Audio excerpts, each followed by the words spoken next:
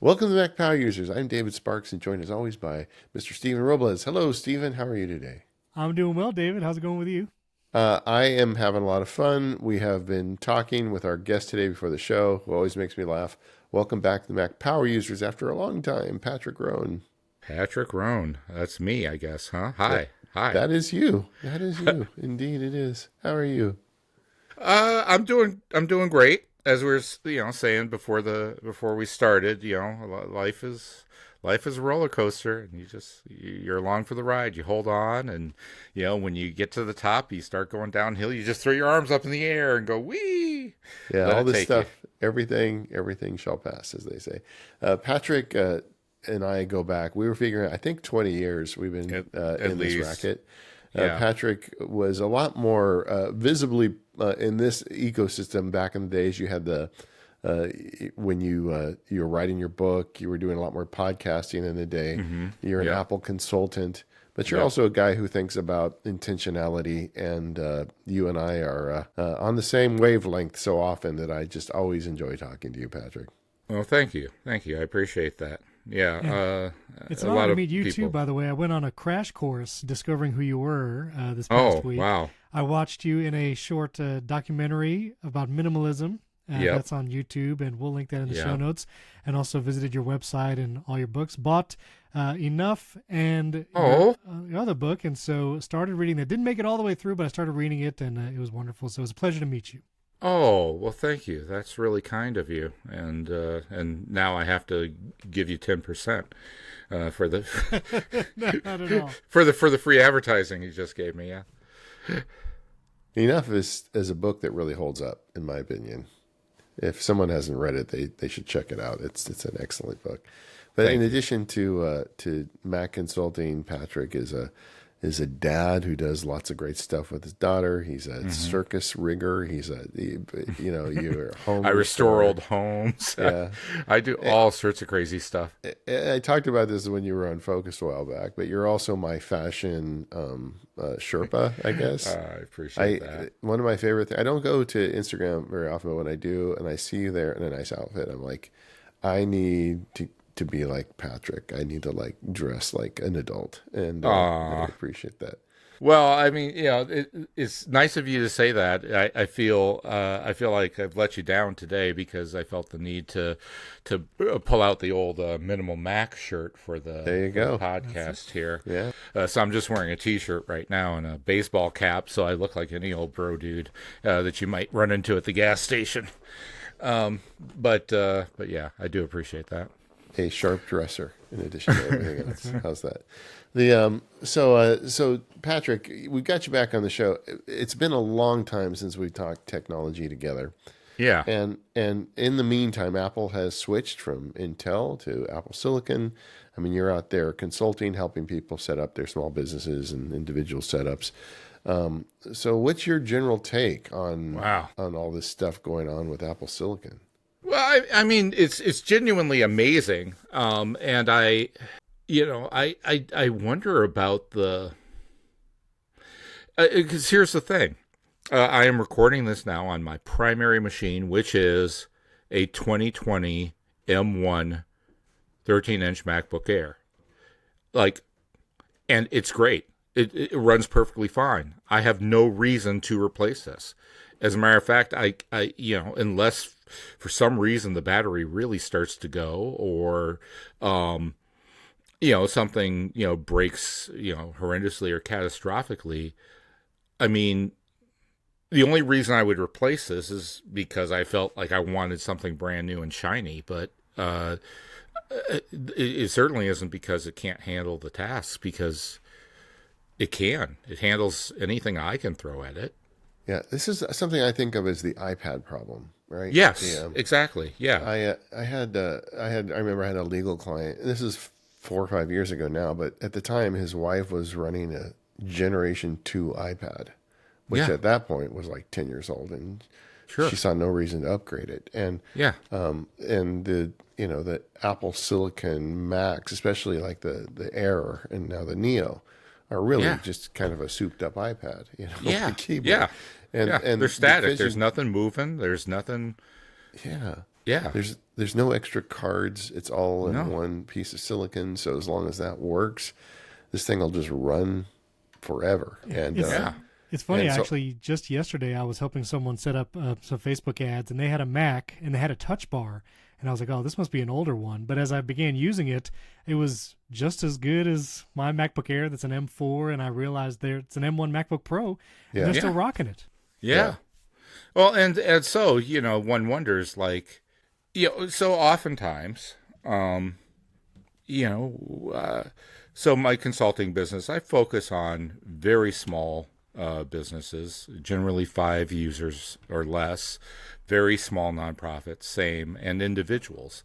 And here's the thing, right? In general, the things that they are calling me for, the things that they would need to call me for, things like, I need to migrate to this new machine and make sure that everything transfers over. And I need to, have you make sure that I'm able to print and that this is working, that is working, all of that stuff, right? Well, a visit like that, bought a new machine, need to migrate, that was a 3-hour visit in the past. Easily, 3 hours. First of all, just the transferring stuff alone, that'd take a couple hours. I mean, and heck, there'd be some cases where it would be like, yeah, I know you're transferring from this, from this 5 years previous to that machine to this new Intel machine, and there's going to be a lot of stuff that's going to need straightened out, and we're going to be doing it over wireless, right? And so it's going to take forever. So tell you what, we're going to book 2 appointments. The first one is I'm going to come in at the end of your day. I'm going to start this transfer going. Then we're going to go home and we're both going to pray. I don't care what our religious affiliation is, but whatever God that we worship, that's the one we're speaking to. And then from there, I would, come back in the next morning, schedule to come back in the next morning and, finish up the job and get things working and blah, blah, blah, blah, blah, right? Because it would take that long, and I'm not going to charge them, on the clock for watching what I used to call progress bar TV. And so, yeah, now with Thunderbolt and with Apple Silicon and silicone. There was going to be a comment immediately. Yeah, This is not that I kind know. of podcast, I know. guys. Oh, Yeah. okay. That it was going to, like, I'm lucky if it takes me 15 minutes to get everything transferred over, and things just work. It just works. They just magically work. The printer works, and the networking all just works, and there's literally nothing for me to charge for to do, right? I'm sitting there like, okay, I don't know how to make this into a $200 call. Patrick, I'm curious. So you're dealing with small businesses, nonprofits. I get this question a lot when someone has a budget, and a lot of time it's not the kind of budget we nerds might want to spend on a computer, and this computer has to last them for years. And we're kind of in this weird place where, all right, if someone's going to spend $1,500, I could suggest an M5 MacBook Air, but then they won't get the upgrades for the SSD and the unified memory, or I can recommend an M4 or maybe even an M2 so they can get a 2 terabyte drive. How do you thread that needle when you have someone asking, what hardware should I buy today? Well, so my secret sauce, and this has been this way for years, and for all of my clients, they know it now. They'll need, unless there is a really good reason, they don't even look at brand new. They go to the Apple certified refurbished section, right? And they get it there. And that is Apple's best kept secret. It's not really a secret because here's what you need, and this is what I tell my clients about the certified refurbished.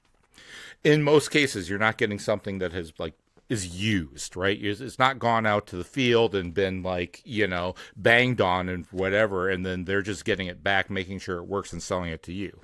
No, certified refurbished from Apple is, these things, if they have been even sent out the door, it's been in a test sort of situation for like a place that like, well, we're going to buy 500 machines, but we first need to make sure it works with our stuff. So send us one or two so we can make sure it works. And then we'll send those back when you send us the 500 that we want. Right. And so it's things like that. Oftentimes it's things that have failed testing at the end of the line. So they've gotten to the end of the manufacturing line, and for whatever reason, some component or some other thing has failed the test. And it is more cost effective for them to stick that to the side, have another place, another unit, another, portion of the figure out what's wrong with it, right? Make sure that everything is up to standard, test the hell out of it, and then send it and sell it at a slight discount. Like there's a lot of paths to get a machine to certified refurbished, in other words. And so all of that is to say that what you are getting is a better than new machine. I say better than new because it's been better tested. It's been better verified. It's been checked out. The last thing they want to do is touch this machine again. Touching it again costs them more money than they're willing to choke. So they sell it as a certified refurbished. And I have never had a customer get a certified refurbished machine that was anything less than a brand new machine, a better than new machine. And it's way better than Amazon Renewed and other Oh, places yeah. because I've personally bought Amazon Renewed, literally bought an iPhone 15 Pro from Amazon Renewed. And when I got it out of the box, first of all, it's in some random box, random charger. It was actually a 15 non-Pro. Like they literally sent me a different device. And that has happened Oh my gosh. multiple times. I did it with an Apple Watch. And so I don't recommend people do Amazon Renewed for Apple products ever. But No. the Apple refurbished, when you buy it from them, I mean, it even comes in like an Apple-like box. Yeah. Like, it's very much an Apple experience even opening that product. So I recommend Yes, that all the time. exactly. Yeah, and it is certified and refurbished by Apple, nobody else. Apple is refurbishing it to like new condition. It's just that plain and simple. You're getting a brand new thing. And while you say there's a lot of paths to the refurbished store, it Yeah. always ends in a human verifying the machine. So Yes. anything you buy refurbished has had an actual technician look at it, measure it, and certify it. So Exactly. I have, and so I've owned, yeah, yeah, so owned- that's what I advise my clients. yeah, and I've owned several refurbished machines in my life and never had a problem with any of them. And they have the same warranty. It's like there's no Yeah, the exact same warranty. They're eligible for the 3-year Apple Care, the whole 9 yards. There is nothing that would denote that this is not a brand new machine. You're getting all the same benefits. The only time I have bought a brand new machine and this includes my clients, was very recently, like at the end of last year. I bought a brand new custom, maxed out MacBook for my wife because though my wife is not your traditional, like, it's not like she's doing film editing or whatever. The way in which she works and the things that she does, and her lack of patience means that she has, Her need for efficiency. Let me rephrase that for you. Right. But you look at her Safari windows, multiple with, 30 tabs, 40, 50 tabs on all of them open, every window of every program. She doesn't quit things. She doesn't close things. She doesn't. And what was happening was it would take forever for her machine to wake up. Or, because she had before that she had a certified refurbished 13-inch Air, and it was a 512, but it was the mid-tier model. So with it had the 16 megabytes of RAM, but at 512, and of course she's using most of that hard drive, and so there just wasn't any memory space to keep up with the demands that she was placing and expecting. So yeah, at least she was I using got her. Safari and not Chrome. If it Yes, was Chrome, it'd be Yeah. over. Oh, but she's got Chrome open too for all of those things that she uses at various clients that won't work with Safari. All of the weird, weird accounting and human resource management and things that she uses that they don't test on Safari. And what's your whatever. tab hygiene? You don't strike me as 100 tabs open in a window. No, What do you do, Patrick? no. I start to get itchy if I get past 10 in a window, and in general, I only have one window. I don't like to. I do sometimes have two windows open for context purposes, right? For instance, my daughter going to college, was applying to colleges, just went through that whole process. She's a senior in high school. And so the only reason I had a second window open is because I had all of the colleges that she had applied to, because she gave us the login that she used for the portal, because quite frankly, she can't keep track of the dozen colleges while she's in school all day and circus all night and kind of what's happening with which. And so, basically, I had a window open with all the colleges. And that's that's an exceptional circumstance for me. Yeah, I get it, and you can get overwhelmed with too much on your screen. I do. But I want to get back to Stephen's question. So in addition to the refurb store, they also sell at a discount prior generations of hardware. Like they've got extra hardware. They come out with the M5. They're going to sell a bunch of the M4s cheaper. Right. Yeah. I'm assuming you probably use that too. Yeah, for sure. I mean, but the thing is that in general, they put those in the refurb store too. That's another another secret thing that they don't tell you, is that some of those refurbs you're looking at aren't refurbs at all. They're just last generation's models. And so but in general, I mean, like I said, the truth of the matter is that most people, most of my clients especially, they're using Office applications. They're doing email. They're browsing. You don't need the most modern thing for that, unless you're my wife. You don't need, you don't need the fastest, the best, the most current. You can get away, especially with Apple Silicon, and that's the thing, with a lot less. And that machine that I mean, my standard thing for them used to be, we should probably replace things every 3 to 4 years. And, there's a reason why Apple provides an additional 3-year warranty for their machines, because the recommended replacement cycle is 4 years. And in general, the various component parts aren't tested for longer than that. Well, that's not necessarily cost-effective advice anymore, to be honest with you. Because things just tend to work. And this is the reason why my consulting business, the work that I do for those people has waned, because things are just working. There's nothing that requires me to come in and fix it. There's nothing.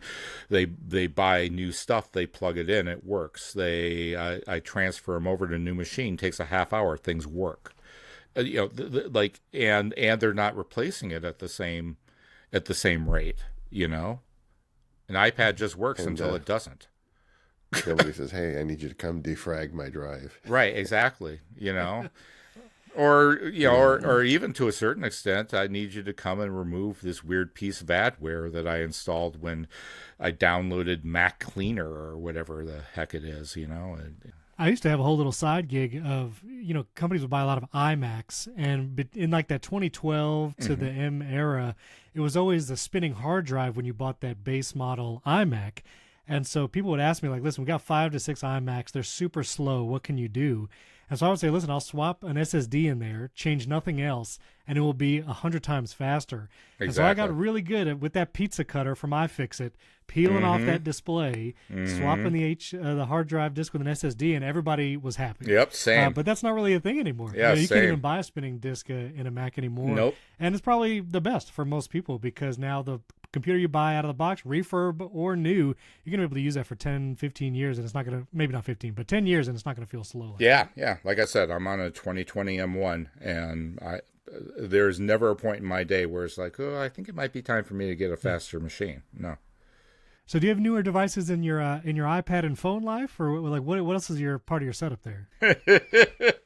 Well, so anyone who has followed my work for some time knows that I am a big believer in if it ain't broke, don't fix it. That if you have something that is working just fine for you, if it's enough for you, there's no reason other than pure hubris and greed to replace it. Right. And so please tell me you're about to say you're using iPhone 7. Tell me. iPhone. Okay, what is that? This is the iPhone. The 11? No, the one 11, I think. No, It's got a notch. No, it's the iPhone 12. It's the 12 mini. Okay. iPhone 12. Yeah, Oh, 12 mini. You it's the still have 12 a mini. Oh, Yeah, okay. and this replaced my iPhone 5.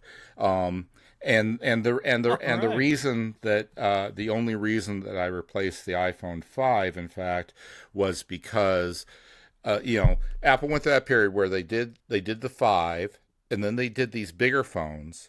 I'm sorry, not the 5. They replaced my iPhone SE because they did the iPhone SE, which was that size of the 5, right?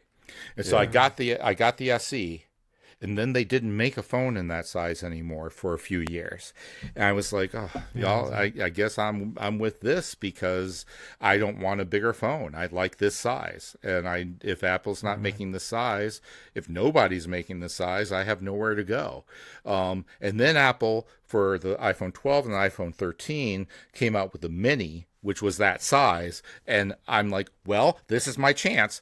I know Apple's capricious about these small phones, and that I'm going to buy this now, or I'm never going to be able to get it again or whatever. And so that's what I did. And so I'm going to hang on to that until I absolutely positively can't anymore. And Have you tried the iPhone Air though? I know it's a larger footprint. Yeah. But this iPhone Air with the thin and lightness, does that tempt you at all? No. Yeah, you want the small screen. I want the small screen. I like the pocket size. Yeah. I like the fact that it's not too much bigger, than a 3x5 card. I like That's that. True. Have you ever been tempted by the minimal phone? Or I actually bought a light phone when that came out a number of years ago. Now they're on Light Phone 3, where it's like the dumb-ish phone to your smartphone. Yeah. Have you ever been tempted? Or I've checked them out and I've looked at them. I go, that's interesting. But then I think to myself, yes, but I guess for me, and I actually wrote about this on my old site, Minimal Mac, way back in the day. That I have a very Amish approach to technology.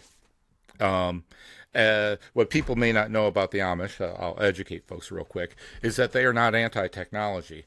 The reason that they drive a horse and buggy, or don't have a telephone, or don't have electricity, or these sorts of things is not because they're anti-technology. They are long-term testers. Is basically what it comes down to. They have to have it absolutely proven that the benefits of this thing outweigh the costs, right? And the truth of the matter is that a horse and buggy is easier to maintain and costs less than a car for most things. And especially if you have a place to store the horse, and you have a place to feed the horse, and you have the place that if you have the ability to take care of that, then yeah. And in general, many Amish communities actually do have a car. It is one car that they all share for that one time that you might need a car for the thing you can't do with the horse and buggy. But if it's just going into town to sell your blankets, if it's just going over down the road to help out your friend with their barn, and then there's no need for the car. I can get there just fine with the horse and buggy. That's my approach to technology, right? Yes, I've looked at those things. They're appealing. I see their appeal to certain things, but once again, how is that's a whole new cost I have to pay. That's a whole new way I have to change my lifestyle, change the way that I do things, change around the technology that I'm using and for what I'm using it for, and that sort of thing. And there might be situations where I really kind of do need this.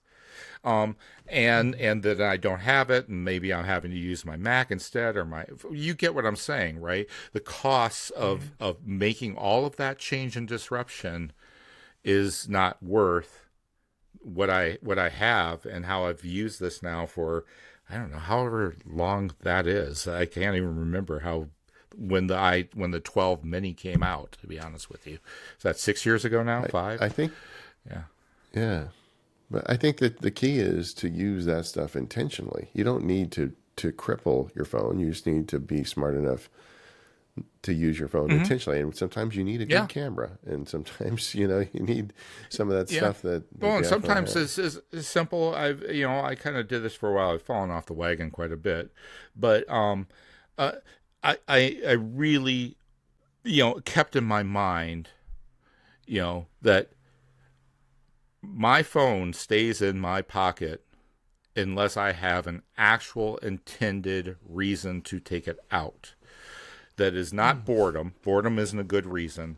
That's not a use case. Checking, making sure that I'm seeing my email. Gotta respond to that right away. Even text messages. I got no. I have to, take it out to use it for something. And if I don't have a good reason, then it stays, right? So tell me about do you use focus modes? How do you limit your notifications? What kind of settings do you have on your phone specifically to make sure it doesn't distract you? Yes, we'll talk about no focus modes. Here's the focus mode. I think to myself that I'm only taking my phone out if I have an actual use for it. Notifications, though, basically, it's this. An app asks me to turn on notifications. That is no. By default, my default is no. My default is always no. I want no notifications. Yeah. Turn them all off. I don't care, right? So almost nothing, with the exception of messages, with the exception of voicemail, for instance, or the built-in stuff. Almost nothing has notifications turned on. No is my default for notifications. I just don't. So what do you allow? Text messages, and even with text messages in general, it is VIPs, right? So. Right. It's only if they're VIPs. Otherwise, I check them like I do email. I'm curious. So I watched your segment in the minimalism documentary, and I know I've read books like Stillness is the Key, and so there's always this tension of like, how do we be present, and then how do those of us who are passionate about technology, do that too? So tell me more about, like, how do you balance, like, I imagine you still have an appreciation and love for, like, what's new, the technology that's out there, maybe it's AI. How do you decide or choose, like, what am I going to pursue to see if it's worthwhile? Like you're saying, do I test something that's brand new, or do I just kind of resist this and be settled with what I have now and not worry about that? How do you make those decisions? Well, first of all, I want to talk about the whole being present thing, right? Because, being present is a reality. It's a default. Being not present is a choice. You actually have to actively choose not to be present. You have to actively choose to, like, this is the thing that most people don't understand, is that everything we do is a choice. If it's not an involuntary human reaction, it's a choice. it may be a choice that we're making subconsciously. It may be a choice that we feel compelled to make. It may be the right choice. I don't know, but it is a choice, and we have control over those things, right? And quite frankly, to be here and for me to look at this microphone and be in this conversation and be in this moment, well, that's default. Like, you can't be outside of this moment. You can't think about what's coming next or this thing down the road or whatever. Those are all choices. Well, can I play devil's advocate? Sure. Can I play devil's advocate Yes. just for a second? Because I think one of the places that people experience this the most is with worry or anxiousness. All choices. And typically it's about the Sure. future, though. It's about an event that hasn't happened yet. It's anticipatory Doesn't anxiety. exist. And I don't think they would say that they are choosing to it. They would have to be more intentional to try and be in the present and push out the worry or figure out some other mechanism to deal with it. So in that regard, is it they're choosing? How do they choose to not see, worry? You know what I mean? here's where I think people get tripped up, and that is the idea that choices are always easy. They're not. Choices are hard. Choices, and that sometimes a choice being elsewhere, being out there, thinking about the future, worrying about this thing that does not exist, and that there's nothing your energy and your action can do to control it, right, is easier than whatever it is that you have to be right here for. That your brain, like I said, it's not necessarily an active choice. Oftentimes it's a subconscious. Oftentimes it's just programming, and it's the way that we're built as human beings. And I want to be clear about that. I understand it's humanity, it's humanness. These are the things that allow us to be human. And that, separate us from a lot of the other creatures on this earth. But I guess my point is that doesn't change the circumstances. And the circumstances are one of these things exists, the other one does not. Well, what would you say, like the book The Anxious Generation, read that with my wife, and obviously with the rise of social media and things like that, it's pulling people out of the moment more often than not. And so... And we love that. Do you... And we love that? that. We humans, we love not being in the moment. Well, I think we are drawn to it, and I feel like we end up not loving it because we understand the negative effects. But, like, are you on social media? Like, do you ever scroll the social app? Of course. I'm human. He's a sharp dresser. Yeah, exactly. Yeah, I'm human.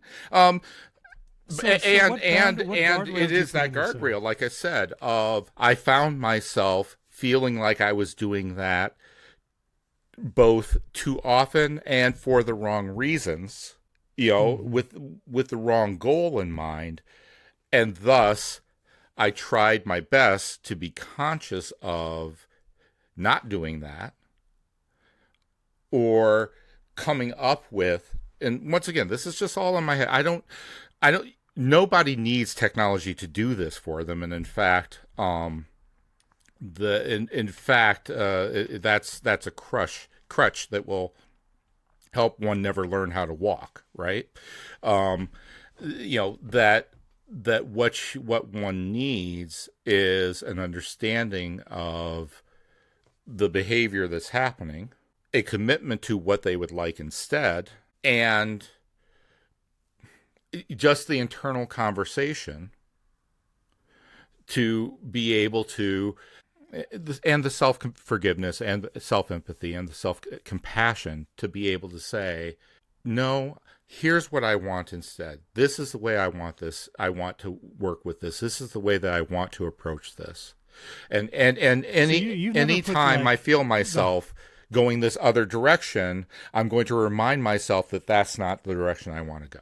So, like, I've had friends that will literally put the screen time controls on their phone, and their partner or spouse will have the passcode, so they can't even, they can't disable it. So they can only spend a set amount of time on Instagram or whatever.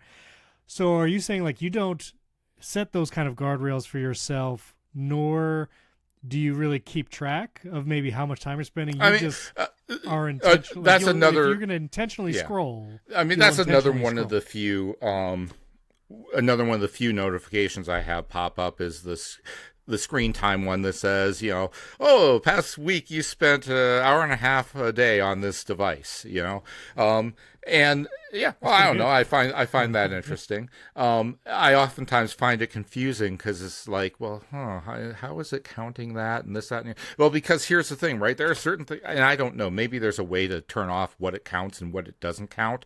I haven't really explored it that deeply. It's one of those things that I just turned on because I thought the data would be interesting, and I let it stay on. But now you've just reminded me I should really look into this because here's the thing, right? Is sometimes we'll take a long road trip, right?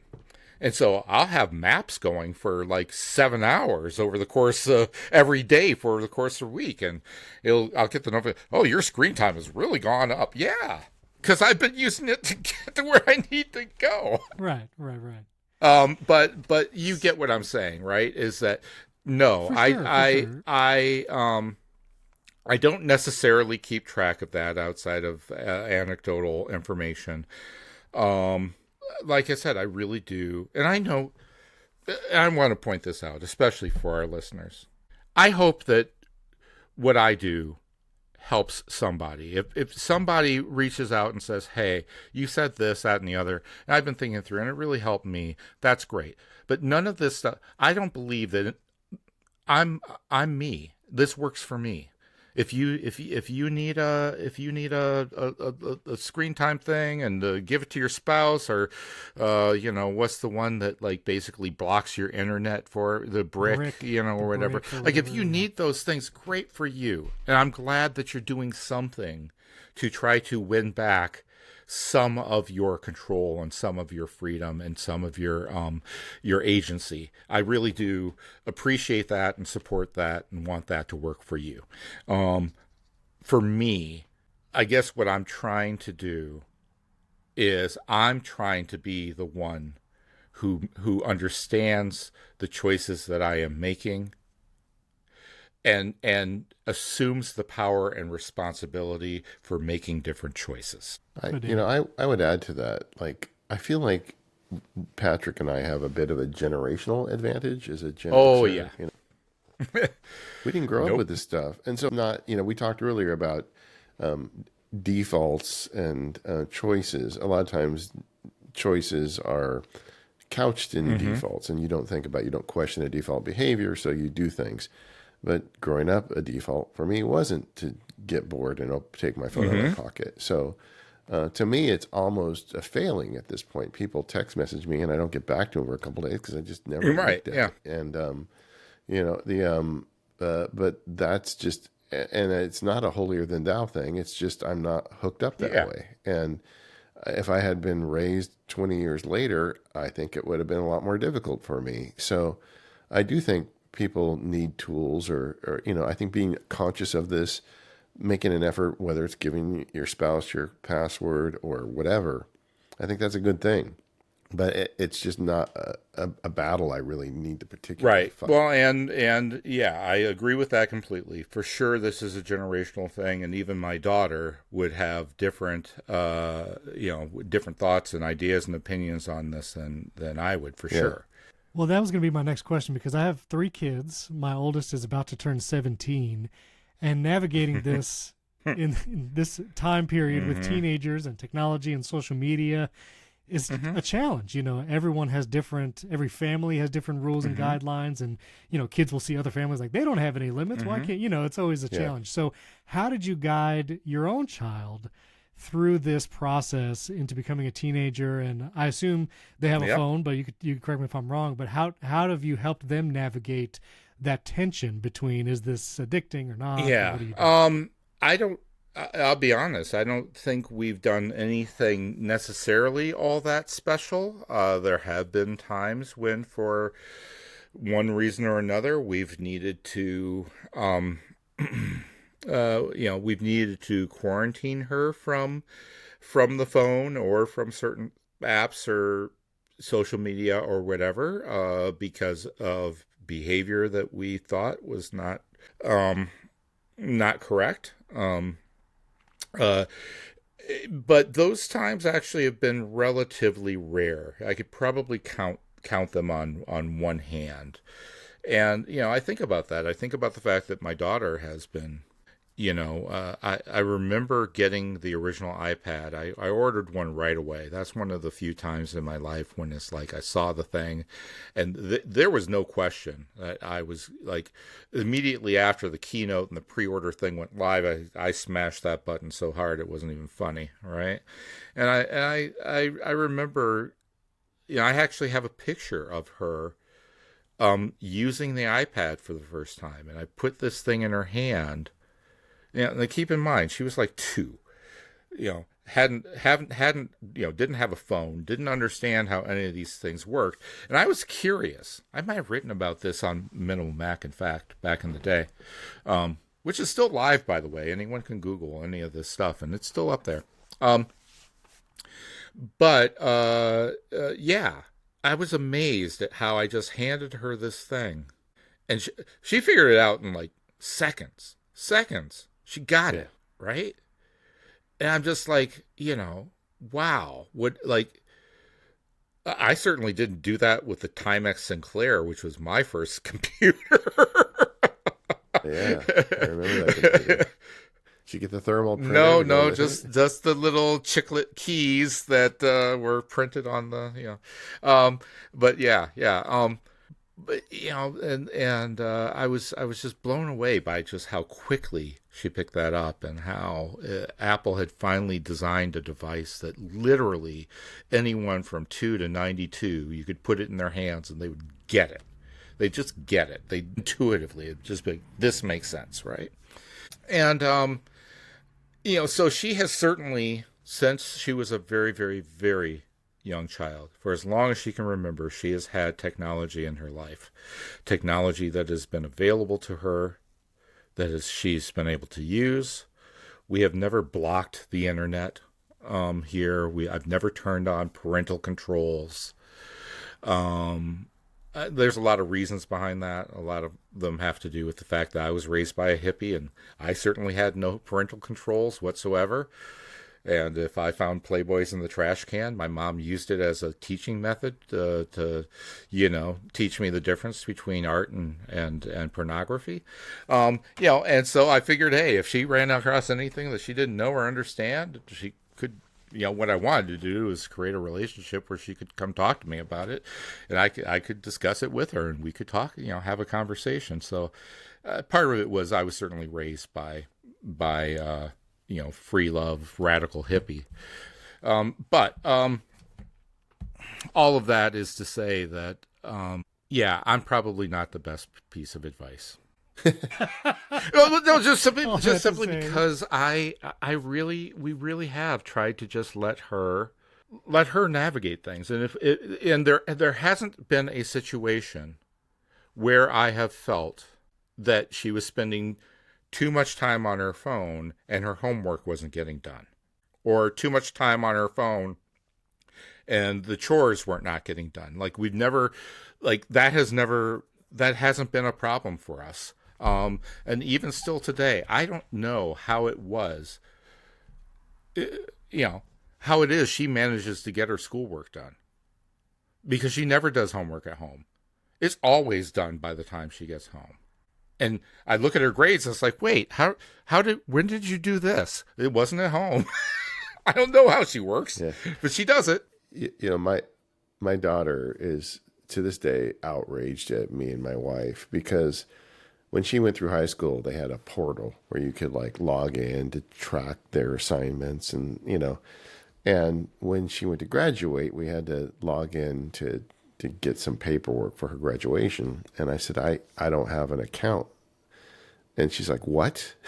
And neither me nor my wife had ever logged into the portal in her 4 years of high school, because we saw the report card and she was getting A's, and I figured she's doing the job, and she's angry to this. I can't believe you didn't have a, Well, she's like, my friends' parents were talking to them about their homework. I'm like, but that wasn't you were doing your job, but you didn't need me. you know.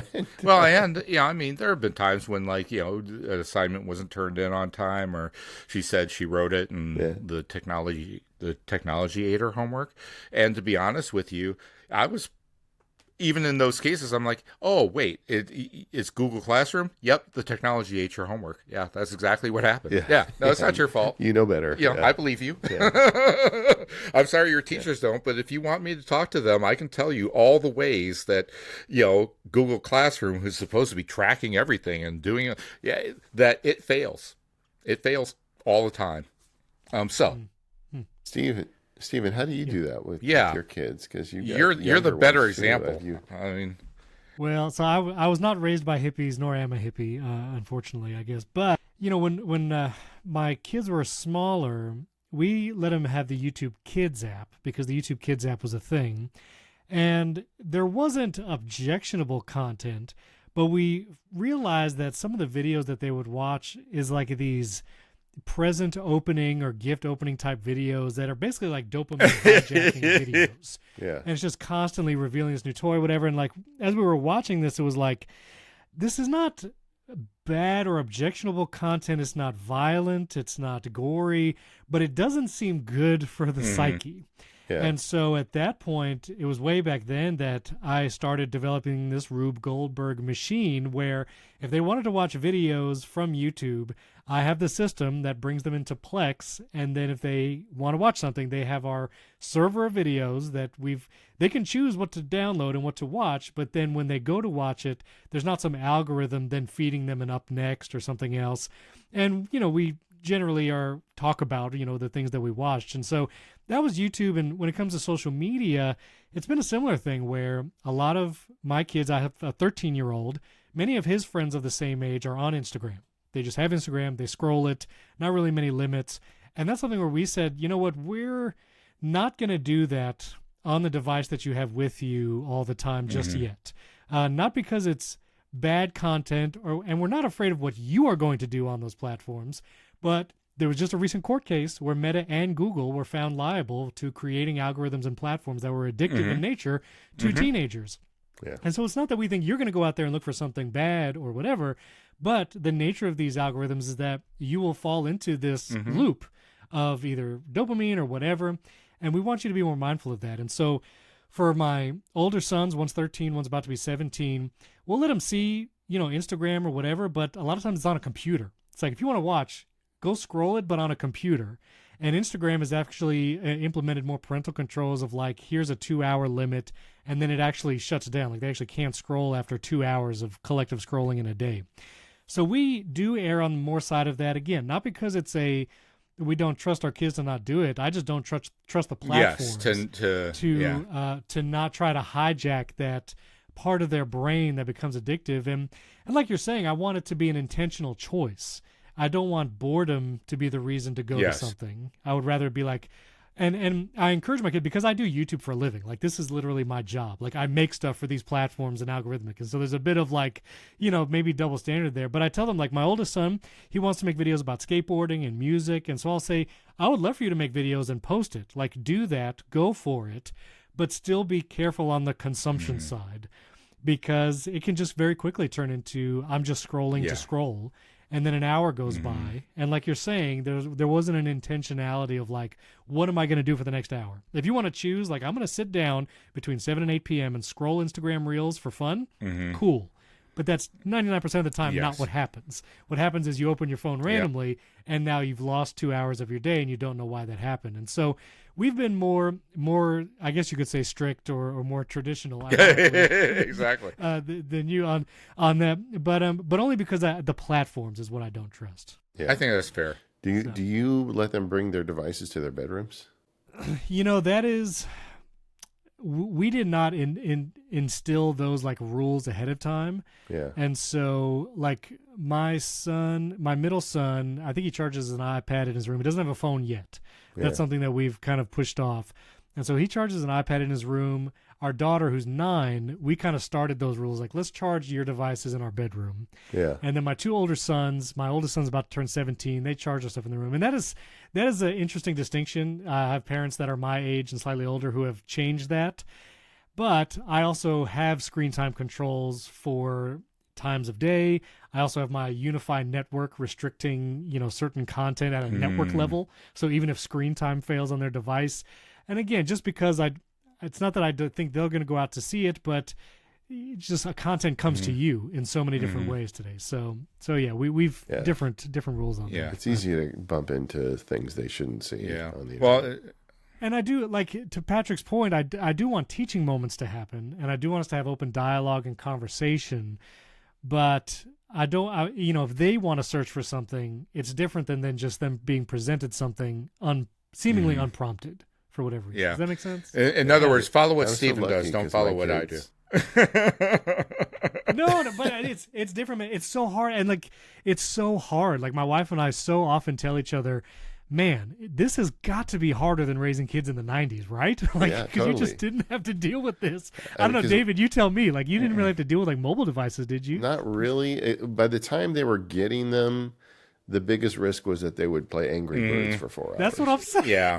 I mean, there was no social Yeah. media stuff, and my oldest is a high school teacher now, and she's been doing it several years, and she told me the biggest problem is the phones. She's like, the kids they literally cannot put them down. Her school now has a very strict policy. They're not Beatrix allowed to is have too. them.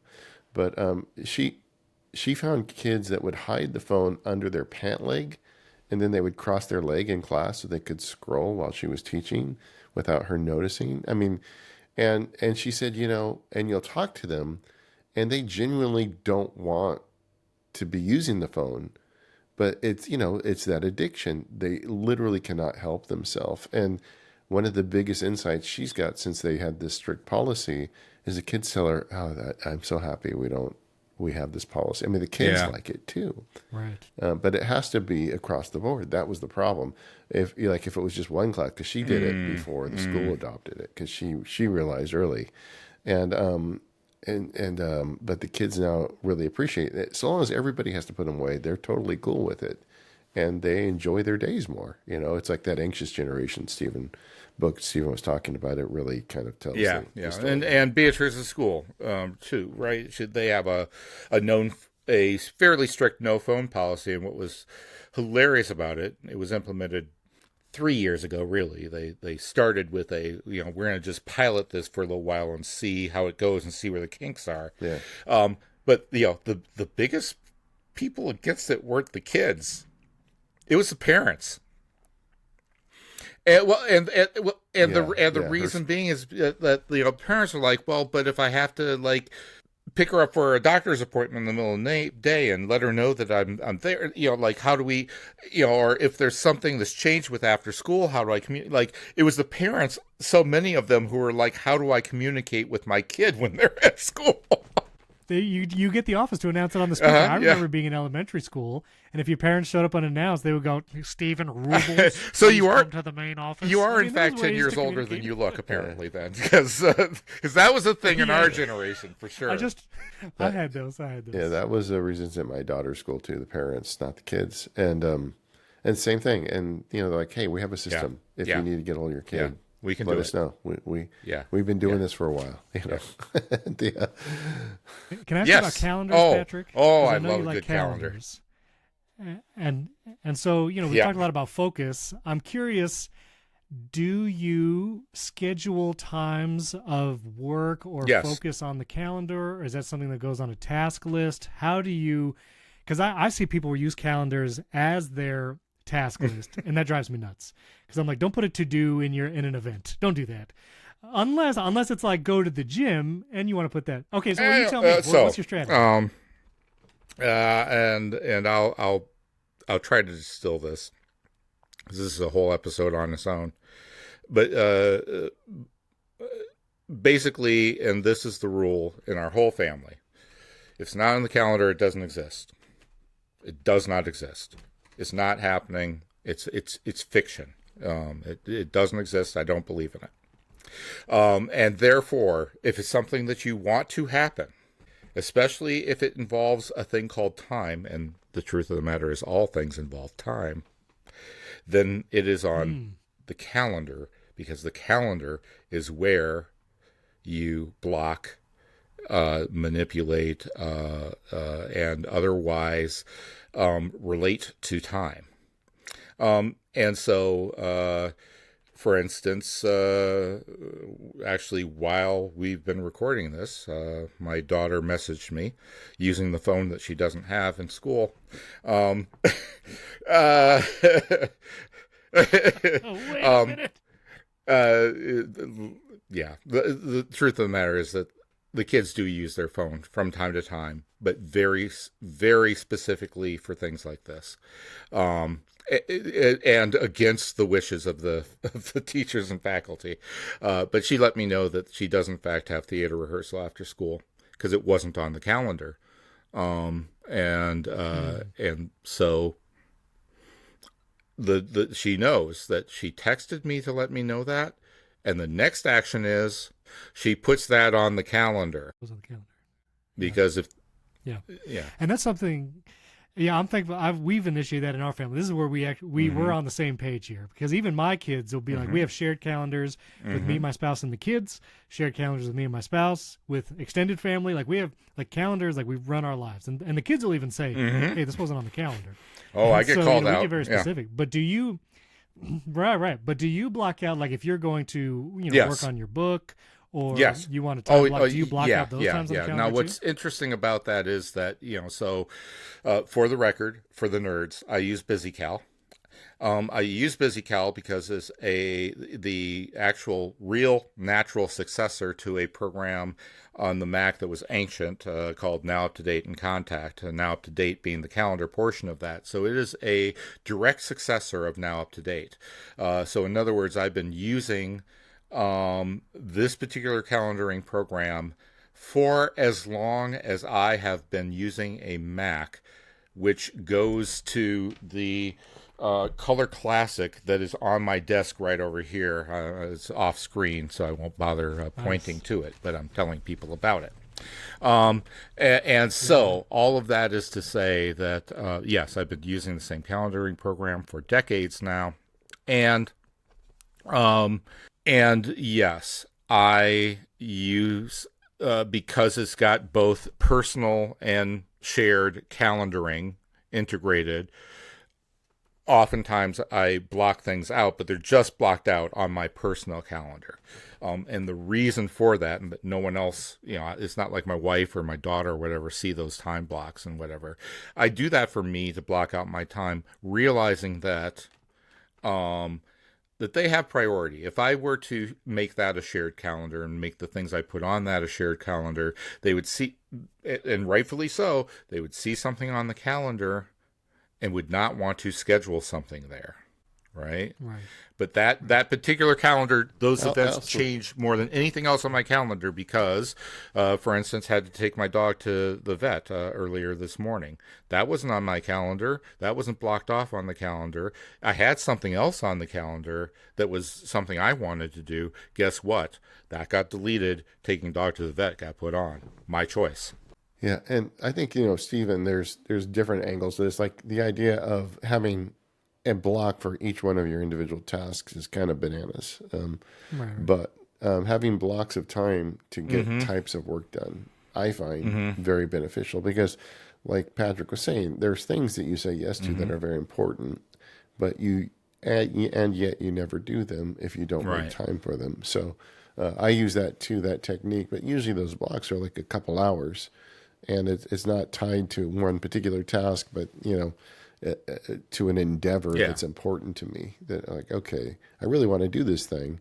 I can't seem to find time for it. I'm going to say Wednesday morning, that's it. It's happening. And then when people ask me to do things Wednesday morning, short of an emergency like the dog to the vet, I actually do make that time happen. So I think it's an effective tool. Yes. So like, for instance, on my calendar, you'll see a 2-hour block that just says errands, and I know I know on my list what errands I'm going to run during that time. I don't have to spell it out. So Patrick, what are you doing with artificial intelligence, Mr. Minimalist? Well, I'm trying my best not to do much with it outside of the things that it just keep popping up that you can't seem to avoid because it's being stuck into everything, and I think that we really need to kind of start to understand like that. For instance, the whole like you're typing out an email and it's predicting the next thing that you're going to say, the next word you're going to type, and you hit the tab bar and it automatically does that for you. Well, it's using AI to do that, right? That's a manifestation of machine learning, AI, certainly predictive, predictive reasoning, all of that stuff, right? Like, so that's, so I guess you could say, yeah, I'm using AI as much as a lot of people are in that context, right? In that kind of, it's their sort of way. Or when you go to search for something on Google or DuckDuckGo now, it gives you the little summary up at the top. And for some things, if you want a quick answer that is likely correct, that's fine, right? You don't have to possibly correct. Possibly you don't have correct, to click yeah. further, right? But if you want to, so like how long to cook white beans in the Instant Pot? I mean, what's if it's too long or too short? You're gonna know, right? Um, but Do you have any on your phone? Like, are you ever like using No. ChatGPT or Claude on your phone, no, or you just? I haven't gone that than direction. And to be honest with you, I don't really. Here's the two times I have most recently used it and most extensively used it. One time I was talking with David about was my daughter's going off to college. Sarah Lawrence, for anyone who cares. And I do the vast majority of her logistics, as it were, and care, and I do all the cooking for the family. Like I said, my wife wears the pants. I'm the house guy, the house husband, as it were. The grocery shopping, the support, all of that stuff, support right? role. I would say you're Sure. very engaged. So I'm a very father. engaged father. That's and great. what that means is that I'm going to have a lot of time on my hands coming up here in about 4 months. And so I was starting to have a little bit of an anxiety attack about that, a little bit of a freak out. Let's just say I wasn't being very present about the whole thing. I was, worrying about, holy crap, Wait, did you choose? Oh, to no, worry that's a about it, choice. or did That's it just definitely a happen to you? choice. Curious. Oh, Okay. I was because just I curious. chose Okay. then to channel that worry into productive, like, okay, well, I can sit and be like, oh my God, what am I going to do? Blah, blah, blah, blah, blah. And sit and worry about, oh gosh, what's my wife going to think? Because pretty soon I'm just going to be sitting around twiddling my thumbs while she's working her ass off. I better find a way to work my butt off too.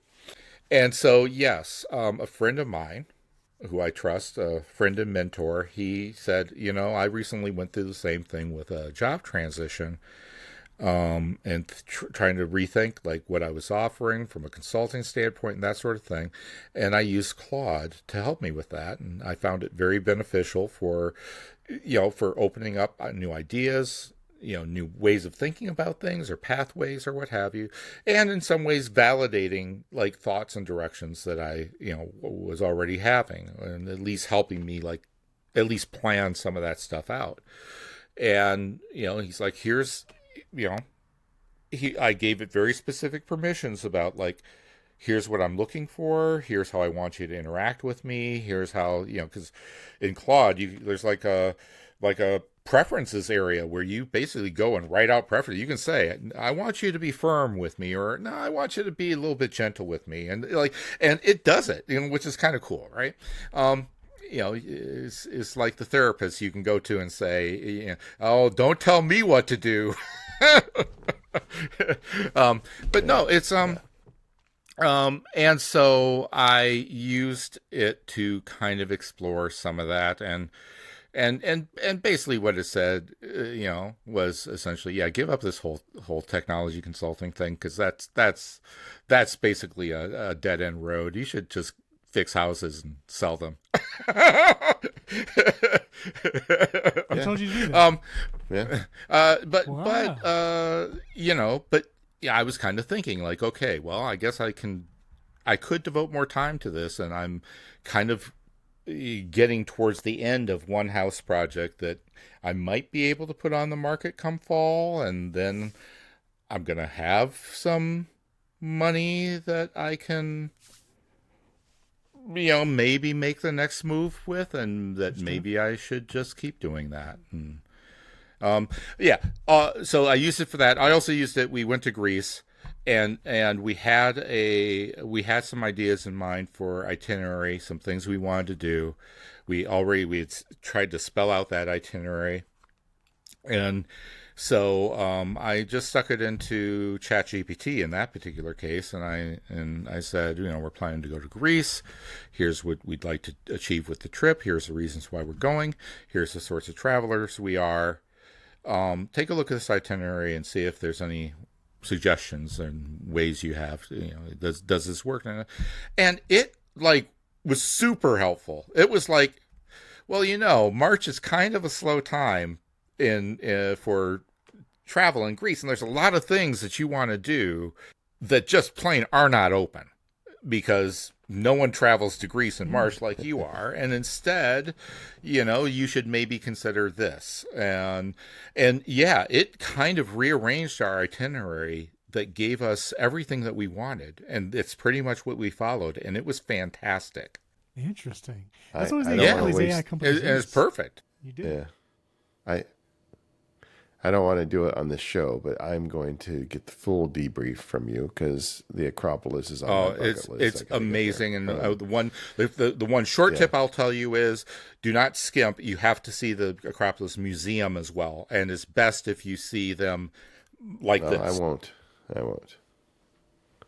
Yeah, but a point you raised that is something I'm dealing with right now because unlike you, I am very aggressively using AI for what I call donkey work. It's like all the background stuff of maintaining the web and dealing with some of the customer support stuff. A lot of that for me now is managed by an AI doing kind of the grunt work for me, so I don't have to do that.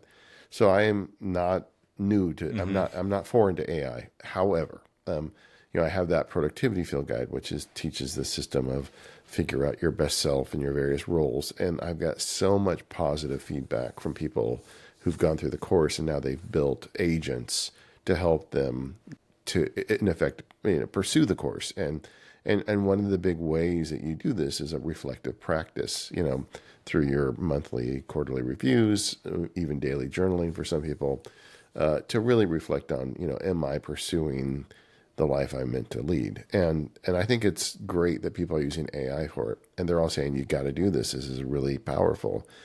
And I am so resistant to it because, to your point of if it ain't broke, I have had a very personal reflective practice I've been doing for 20 years. And the idea of adding a robot to that mix just doesn't compute for me, even though I am an aggressive user of AI. And I think that it probably could give me some insight I might not see otherwise. But I think if anything, just to finish the thought, if anything, this makes me more than ever want to go back to just doing like almost all analog personal journaling and just be completely away from the computer for it. Here's the thing, right? It's a tool, right? It's an automation tool, and there are reasons why. I might want to use a drill to screw in, to screw something in. It's faster. It's but it also has the potential to strip the screw, right? It has the potential to, if you're not using it in a way that makes sense or that's proper, or if it's too powerful a tool for the job at hand, there's a million ways that it can go wrong, and where a screwdriver would be better, right? And not the least of which is that a screwdriver can also be kind of far more accurate. You can get exactly the tension you want and not too much. It can never be too tight, right? It can only be as tight as you're able to, screw it. Things like that, right? And so, there's times when you choose the screwdriver. There's times when the drill is fine. And I'm not here for anyone to, I'm not anti-AI. I just Once again, it's that Amish approach to technology. For me, I have found exactly 2 use cases where A, it made sense, and B, I found it helpful. I have yet to have any use cases for myself where I think, oh, that will be better, will save me time, and I don't have to follow up with it after the fact to make sure to, because here's the other thing too, right, is that oftentimes, just like my Google example, right, where 90% of the time it's going to give you kind of sort of the answer you're looking for, maybe, but if you want to be sure, you actually do have to click through those links, so you do have to see the context and where it pulled that information from. You do have to maybe there's another better way to cook white beans than the Instant Pot. Maybe doing it in the Instant Pot is not nearly as fast as doing it on. I don't know. It's not answering those questions for me, and I can only find that out by actually doing the work. And if I'm going to end up having to do that work anyway, why don't I just start doing it and not have AI involved at all? Right? Yeah, and that's the big reminder is we all make our own choices. Like this thing I was talking about.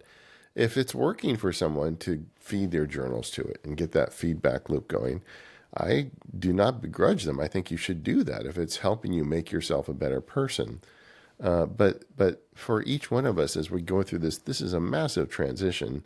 For each one of us, we just kind of have to draw our own lines. And like, for instance, when Beatrix goes to school, if you become a house flipper, you're going to want AI because it's going to be able to track all those documents for you and like all that stuff you're doing that you don't want to do. I mean, I can see ways you'll find new tools for new uses for the drill, but we're also at this point where it's a good healthy thing to be thinking carefully about any time you decide to embrace it. Well, but that's true of all technology, right? I mean, that's true of every piece of technology we touch, and we need to remind ourselves, when I say technology, I mean that in the broadest sense of the word. The truth of the matter is that this is technology, right? The note card, the pen, pen is technology. Yeah. These are things that were invented to make something better, longer lasting, easier, replenishable, right? All the things, right? Like all of these things they're technology too.